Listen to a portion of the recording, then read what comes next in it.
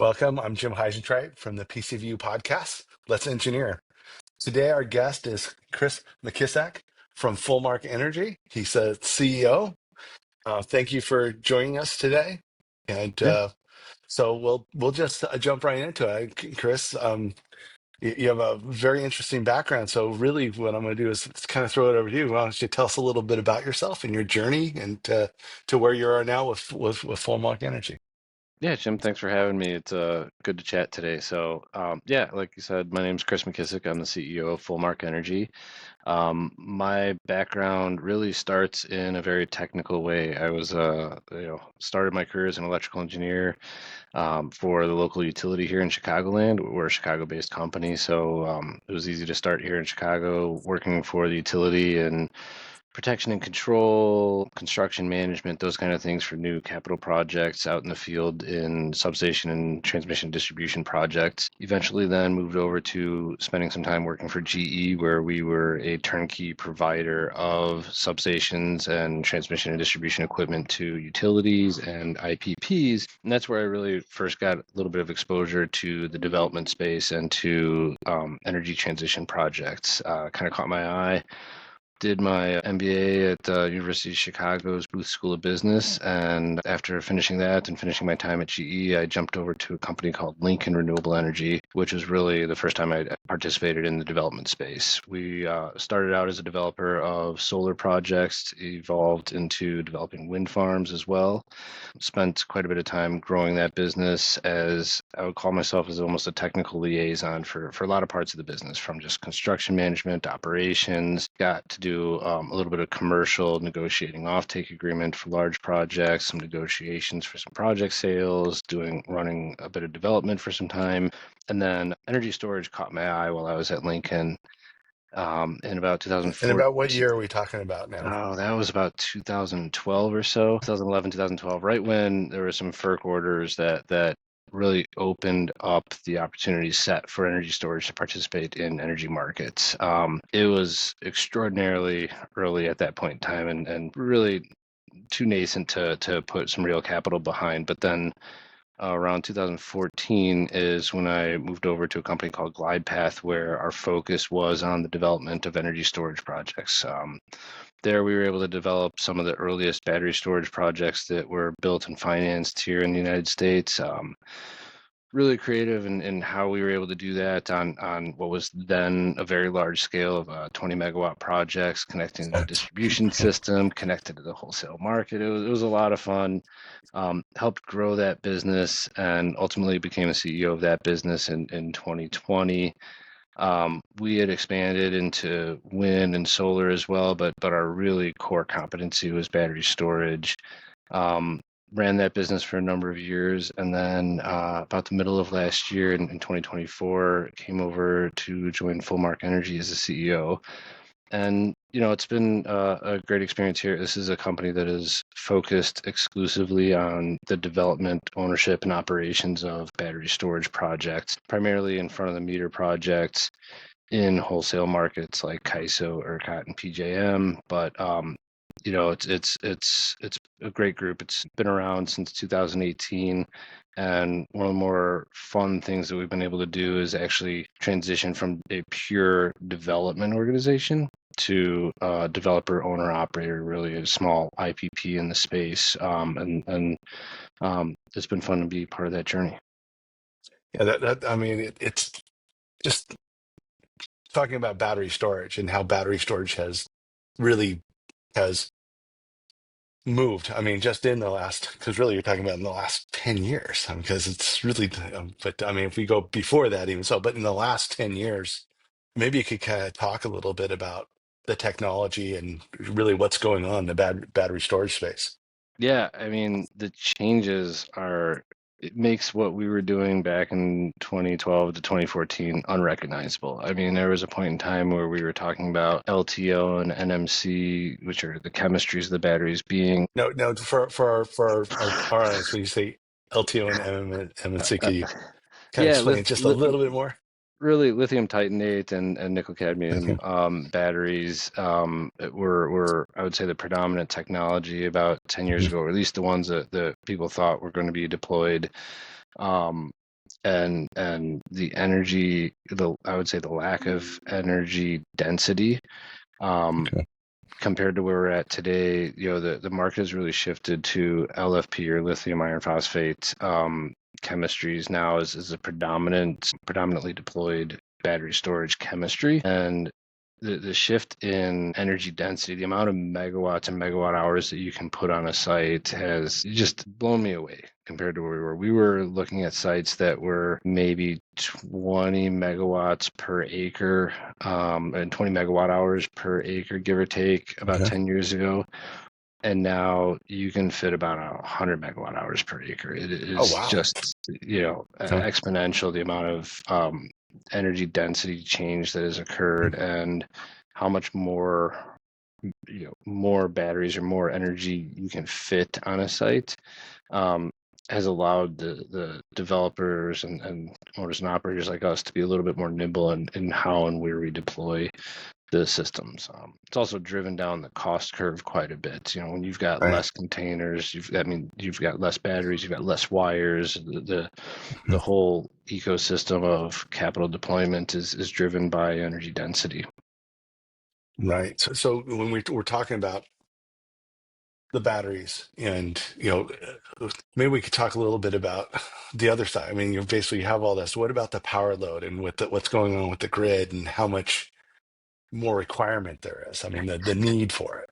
Yeah, and I think one of the best analogies I had heard is when you think about the evolution of the power grid, was that way back when the grid really started to come about, you had uncontrollable demand and you had controllable generation, right? If you picture just, an operator sitting at a desk of a power plant, this is an extreme oversimplification, but could basically dial up and down the generator to meet how much load, how much generation is being put onto the grid, Hmm. right? And really, really fundamentally here, the amount of generation has to match the amount of load, otherwise the frequency deviates and things start to break down. So matching load to demand, or load to generation, is critical to keeping the lights on. Over the course of time now, you still can't control the demand. You don't know when people are going to turn on their air Hmm. conditioners or their heat pumps, or when a factory is going to ramp up and ramp down their line. And so you still have uncontrollable demand, but now you introduce wind and solar and more complex generation to the grid, and you've got uncontrollable generation, right? And so it has become very hard for the grid operators to maintain that consistent balancing between load and generation. And battery storage is just a perfect solution for that problem, right? It responds faster than any other type of generation. It can go up or down, right? If you've got an 80 megawatt project, you can go up 80 megawatts, you can go down 80 megawatts, right? Hmm. And so it gives you that 160 megawatts of range for the grid operators to play with. And people are no longer really sitting there with their hand on a dial. They use economic signals to really control the match between generation and load. So it's the change in the grid and the way the grid operates is has been a lot. I mean, it's 100 plus years in timeline here, but things are now changing faster than they ever have. So you've got now demand response programs, you've got residential consumers being aware of energy prices and being able to control their own air conditioners and their own loads in their Hmm. houses, to be able to manage pricing and manage demand on the grid. Yeah. You've got electric vehicles getting plugged in. You've got projections of exponential growth and load based on data centers coming online. You've got reshoring of manufacturing. There's really a lot going on that is changing the demands on the grid these days. Yeah, no, let's not even talk about the data centers, how much energy the data centers are bringing, right? So it's just, um, I mean, it's pretty enormous what's happening. And this, I think this is a good transition, because this is where we come in as far as the SCADA side, so is talking about the data, because everything you're talking about, there's a lot of data. So maybe you could talk about the data in general, and then talk about how do we get that data, and what do you do with it, those kind of things. Yeah, and that's again where a difference between battery storage as a generator versus gas or wind or solar as a generator is that it really comes down to the amount of control we have over our asset. That's great to say and easy to say that we can control it and it's all you have all this flexibility, but how do you make the decisions on what to do with your facility comes down to the data, right? For us, Mhm. the importance of data is fundamental, is that you've got power market data, right? We can, if you think about the power markets and the way the economics of power markets work, as we see it, is you can buy or sell power from a battery, right? You can load, charge or discharge. You can buy or sell power in what's called the day ahead market. So Right. you can do that the day before. You can schedule it ahead. You can do buy and sell power in or energy in the real time market, right? In any given Mhm. moment. And you can participate in what are called ancillary service markets, which are frequency regulation up and down, spinning reserve. Right. There's all these different ancillary service markets. And so you've got 6 or 7 or 8 different choices on what you could do with your battery in any given moment in a different time scale. And so for us, it's important to be able to accurately predict what those prices will be so that we can choose what section of the market we're going to participate in for any Right. slice of the day. But then you also have to understand, you have to be able to respond to the market signals. You have to be able to control your battery and make sure that your battery actually responds to the products that you've sold into the market. There are just natural physical bounds to it. You can't overcharge your battery. You can't Right. charge, discharge it below your lower Mhm. thresholds. You can't overheat your battery. You can't overwork your inverters. And not only are these automatic safety systems built into the battery, but you also need to know that it's a finite machine, and so the more cycling you do at different pace, at different speeds, you put more or less wear and tear on the battery. And Mhm. so we've got a lot of operational data that needs to be put together and used in our decisions on what we do with our battery every day. Right. So really, first bringing in that data, and how do you bring in that data? What is I mean, as far as where do you put it, right? Do you and then really, as far as taking that data, so really, maybe you could talk about what kind of data systems do you have? How much do you use with SCADA versus databases? Maybe talk about a little bit on the technical side, and then understanding what you could do with that data, like degradation and things like that.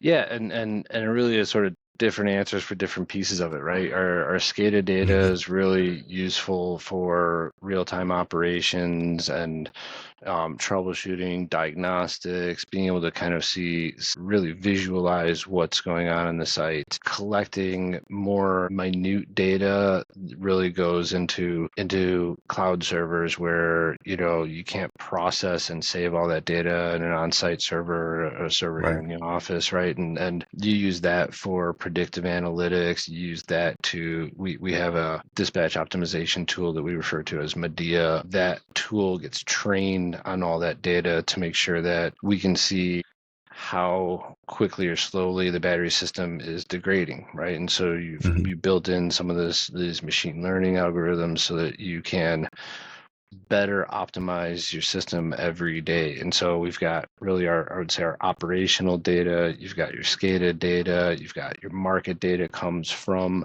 the market and works with our scheduling entities. And so we've got historical data on pricing signals, and we use that to again train Medea to make sure that it's continuing to optimize on historical information and how the system operates and how the grid operates under different conditions. On top of that, we've got data coming in from outside sources like weather forecasts and load forecasts and outage Hmm. forecasts, and so stuff like that is data that we don't necessarily control, but we use in our optimization and our decision making for the sites. Right. Help your predictability of what today and tomorrow is going to look like, right? Yep. As far as that goes. Okay.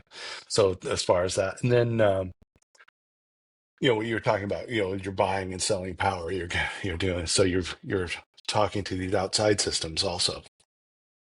Yeah, Yeah. we've got a lot of interfaces with our scheduling coordinators who are the ones that are tied to the market, right? There's a lot of cybersecurity and hardening requirements on connecting to places like ISO and ERCOT. So, but we need to share data with them so that they can pass that through. We've got real-time operations. signal processing that occurs between the market and us, so that the market can dispatch us up or down, and those real-time signals need to be passed right through directly to the site. And then there are other things that really we've got to have controls on that allow only certain personnel to be able to dial in and work through things like firewalls and stuff to get the operational data, or to do troubleshooting or reset equipment remotely and those kind of things. So we've got layers of protection in operating the facility, or getting access to any of that operational information. Yeah, because cybersecurity is very important, and meeting all the standards, which I know you guys do as far as that goes. So, and I'm sure you have a group that just focuses on your cybersecurity side, and that's what they do. So really, I mean, talking about a lot of these. We have this data. Now you have this data, and as far as bringing it in, now talking about some things like AI and what you're doing with AI, and really maybe not with what you're doing, just what your thoughts are with where we're going, because it's obviously AI is probably the biggest subject that people are focusing on right now. Yeah, and it's really fascinating to see the confluence of something so modern and progressive with the interface with power generation and the power grid, which is, a century plus old, right? When you think of innovation, you don't really think of the power grid and utilities, right? That's just not, they're effectively monopolistic for a reason, and that's because their goal is to keep the lights on and keep people safe, right? And so Right. you see these worlds overlapping, and you see really what's interesting that's happening is that the world is adopting AI as a tool for processing information across the board, across all industries. What that's doing is really driving up demand beyond what the grid can handle, and more data centers and AI processing centers need to be built and at a pace that the utilities are just not used to building new infrastructure out. I'm aware of utility projects that have been 10 or 12 years in the planning, right? These are Yep. inherently slow moving large infrastructure investments that take decades of planning and construction to actually build anything out. And you've got developers of data centers and AI progressing at a speed that they want to build a massive load It's connected to the tomorrow. grid in If less they than want it tomorrow, right? yeah, It's they want it crazy. tomorrow. It's It crazy. is. And then as I think about how we enable and how users of the grid are enabling those tools, right? I think there's a careful consideration to what information and how we use AI, just in the matter of fact that we're still cautious and conscientious about adopting tools that will train on our proprietary information and be used for others. Do we have to be protective of that? Do we, how do we empower and enable these tools that are very helpful, but do it in a way that's respectful of the fact that we are part of the national infrastructure? Right. We're in the power plant business. This is kind of a mantra that I use here, and we've got to be mindful of that as much as there are great data solutions and software packages and things for operating battery projects, it's not a video game. It is a piece of infrastructure that is meant to keep the lights on. So, we definitely approach it with I would say, the right amount of conscientiousness. Yep. Yep. I like it. It's not a video game. And again, I think a lot of us have played with AI, right? You play with AI, and it's almost like a video game, right? So I like the analogy. But but with that said, let's say at Fullmark Energy, how are you embracing it on the data side, and what do you guys? I mean, what's your journey there? Yeah, I would say I would say a thoughtful journey, right? I talk about our media algorithm that's used for Mhm. dispatch optimization and is trained on our real world experience in cycling batteries and Okay. trains using different technologies and understanding the differences in real time round trip efficiencies Right. and response Right. times and those kind of things. I would say we have a tendency to lean more towards machine learning at this point than adoption Mhm. of AI in-house. But there are a lot of folks out there that are offering AI trained algorithms that claim to be better than the rest. And for us, we need to review that and carefully assess whether it really is better. And better means a lot, different things to different people. right. And I think also that I like to use the word checks and balances, right, Yeah. with AI, because you have a lot coming at you, but you do have to check it, Yeah. and it's and really just kind of going through. You get a lot of, with the AI ghosting and AI, when it can't figure it out, it almost was like, well, I'm going to figure it out anyways, and being Yeah, able to, I'd seen some early models where, again, doing things like dispatch optimization, where the AI model will tell you to chase every $2 arbitrage opportunity, right? And so yeah, yeah, if you're going to chase every small arbitrage opportunity, you are going to cycle your system a lot. And yeah, so without a proper feedback loop built in to understand really the impact of cycling on the degradation, the wear and tear on your unit, you'll just bang up the storage, the batteries in a way that is going to shorten their life and change your investment profile versus the way we like to think about it, which is to take a full cost of a cycle into consideration for what opportunities we pursue in our bidding strategy. And I think that really does require, again, not just sort of letting an AI tool run with it, but having an optimization tool and the right humans tied to it, and hmm making sure that we're making appropriate decisions that take into consideration the real world. yeah. Okay, so just kind of taking things along as far as the market space and where we are. Where do you see us going? Where, as far as the battery storage and energy in general, where, uh, 5 years, 10 years, 20 years? Yeah, I mean, I think battery storage is here to stay. It's amazing to see the leaps and bounds that the technology has made, and the rules continue to evolve to keep up with the changing demand on the grid and the changing evolution of technology that connects to the grid. But in any view of the world of what's going to change, I think battery storage is really the right solution for that change. I hmm remind people that whether we purposely chose this or not, we are in the business of volatility, and whether that's volatility in power prices, hour to hour, minute to minute, or volatility in the topology of the grid, that is our bread and butter. Some of the states and some of the regulators are forecasting demand growth on the system that is faster faster growth in demand than we've seen in decades. hmm And I mentioned before the speed and pace of utilities, they just can't shift that, to pick up that demand fast enough.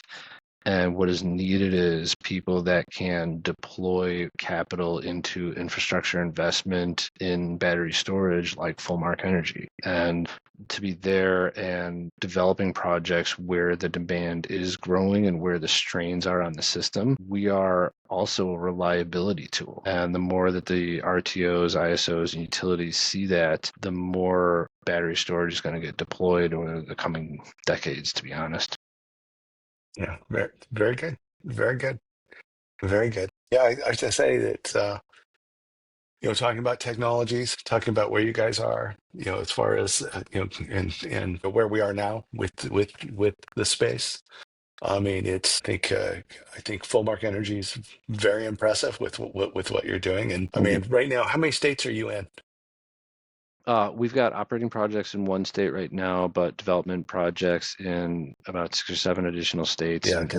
Yeah. four more markets. So, we continue to expand our footprint. We've got plans to deploy permanent capital in additional markets later this year. And so, we're in the volatility business, but we're really also in the risk management business. And the approach that I like to take with this business is sort of a portfolio risk management approach, that as much as things are always changing, it's really nice to have investments across a varying set of investments so that you can manage those risks at the company level and not hmm necessarily always at a project level.